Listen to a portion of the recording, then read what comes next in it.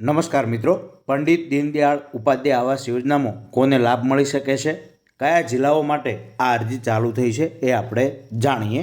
નવા હો તો ચેનલને સબસ્ક્રાઈબ, લાઈક અને શેર કરજો. તો ઓનલાઈન અરજી કરવાની સમય મર્યાદામાં વધારો થયો છે.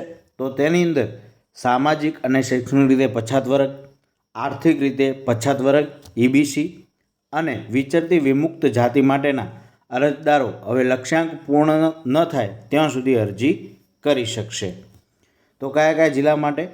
તો SEBC સામાજિક અને શૈક્ષણિક રીતે પછાત વર્ગ માટે ભરૂચ, સુરત, વલસાડ, ડાંગ, ગાંધીનગર, જામનગર, નર્મદા, નવસારી, પોરબંદર, વડોદરા, ગીર સોમનાથ જિલ્લાઓમાં પોર્ટલ ચાલુ રાખવું.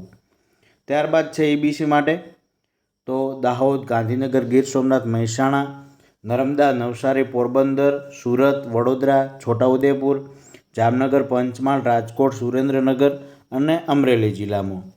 ત્યારબાદ છે વિચરતી વિમુક્ત જાતિ NTDNT અમદાવાદ, અમરેલી, ભરૂચ, ભાવનગર, બોટાદ, છોટાઉદેપુર, દેવભૂમિ દ્વારકા, ગાંધીનગર, ગીર સોમનાથ, જામનગર, જૂનાગઢ, ખેડા, મહેસાણા, નર્મદા, નવસારી, પંચમહાલ, પોરબંદર, રાજકોટ, સુરત, સુરેન્દ્રનગર, વડોદરા, વલસાડ, સાબરકાંઠા જિલ્લાઓ માટે ઓનલાઈન પોર્ટલ અત્રેથી સૂચના ન મળે ત્યાં સુધી ચાલુ રાખવું.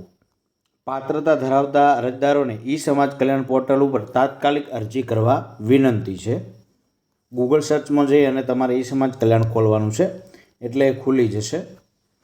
તેની અંદર જઈ અને ડેવલપમેન્ટ કાસ્ટ વેલફેર ઉપર તમે કરશો તો ત્યાં તમને એ યોજના દેખાઈ જશે. પંડિત દીનદયાળ આવાસ યોજના, તેના ઉપર ક્લિક કરશો તો વધુ માહિતી મળશે અને ઓનલાઈન ફોર્મ ભરવા માટે અહીંથી રજીસ્ટર કરી લોગિન ID બનાવી અને તમે ફોર્મ ભરી શકો છો. Thank you. આભાર.